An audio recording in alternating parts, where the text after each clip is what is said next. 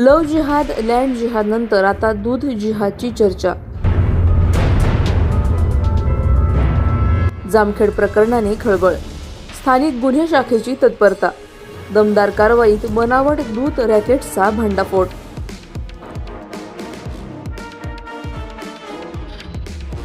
जामखेड तालुक्यात केमिकलपासून बनावट दूध तयार करून ते बाजारात विक्रीसाठी पाठवण्याचा धक्कादायक प्रकार स्थानिक गुन्हे शाखेने उघडकीस आणला आहे. या प्रकरणानंतर काही स्तरातून दूध जिहादचा संशय व्यक्त केला जात असला तरी पोलिसांनी याकडे अन्न भेसळ आणि फसवणूक म्हणून पाहत मोठी कारवाई केली आहे. सोमनाथ घारगे, पोलीस अधीक्षक अहिल्यानगर यांच्या आदेशानुसार ही कारवाई करण्यात आली.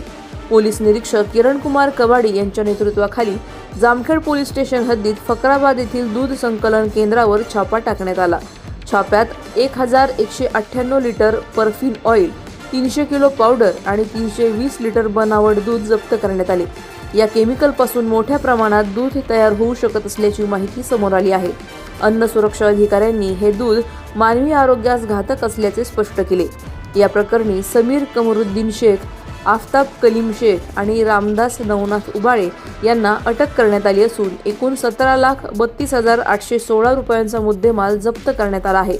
आरोपींविरुद्ध गुन्हा दाखल करण्यात आला असून पुढील तपास स्थानिक गुन्हे शाखेकडून सुरू आहे.